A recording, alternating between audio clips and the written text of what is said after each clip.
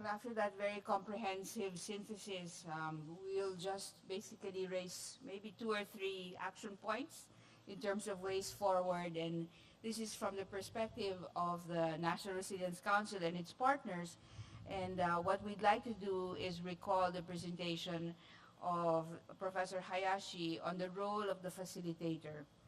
How does the National Resilience Council perform that role in trying to link bottom-up the needs of the local government and communities to national government and of course to the international community as well. So here we're saying that the NRC may in fact act as the facilitator in terms of linking science, policy, and practice. But for this, we do need to learn more from the experience of Japan and other countries in order to play that role effectively in the context of the Philippines. In terms of the immediate next steps, one of the emerging needs that has become quite clear in the course of the discussions this afternoon is really the need to convene academic institutions, private and public, primarily in the beginning to do a real inventory on research and innovation that is ongoing, particularly in private academic institutions that can be used in support of national government agencies, and particularly in this case of DOST and FIVOX. How can the private academic institutions now actually help implement national government policy, but make their resources actually more useful to local governments and to communities? So convening academic institutions, professional associations such as ASEP, for example, who are already doing work with local governments and MMDA. These are the possible resource pools that we could actually bring together. CSOs and the private sector, recalling Dr. Lee's emphasis on livelihood continuity.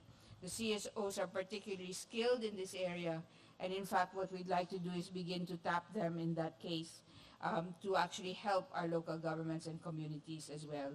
A good number of private sector resources are actually devoted towards innovation, and some of these innovations have a real impact or can have a real impact in terms of local government needs. So this is a task that we see could be a next step to today's activity. The second one is really to help plot the roadmap for multi-stakeholder partnerships for community resilience. And this has to do really with gaining a real appreciation at the end of the day as to what needs there are on the ground. And for this, what we would like to do is begin to inventory existing bilateral and multilateral partnerships that have to do with both disaster risk reduction and resilience. Such an inventory would help us identify whether in fact there are local needs that are not being met, and how we may be able to help national government together with international partners address very highly contextualized demand for science and technology as well as other tools and skills. What we would like to propose is that we conduct a visioning exercise together with all stakeholders that are interested in actually doing this with us, and that visioning exercise should look at the probable futures of this country in relation to its disaster risk profile and its potential for disaster resilience.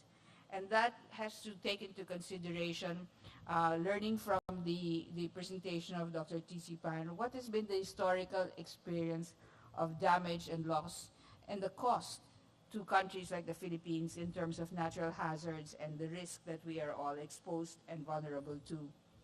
Finally, we would like to learn how to use effective, appropriate, and low-cost technologies that are now available, and that we would like, in fact, to have this tested and in collaboration with the DOST and the FIVOX, see how we may, in fact, be part of building a new network of observations that can be useful in terms of future hazards that we may face. So on that note, those are just the 2 simple steps that well, not so simple, that we hope to undertake given the learnings from today's discussions and presentations. And I'd like to thank everyone for coming today. And the team, can we get the team to actually stand up of organizers? Malu, documenters, Mel, everyone that has been part of the team today. Thank you very much. Facilitators and moderators as well. And of course, thank you very much to our resource speakers. I'd like to call now our lead convener at the National Resilience Council, Ambassador Roberto Romulo of the Carlos P. Romulo Foundation.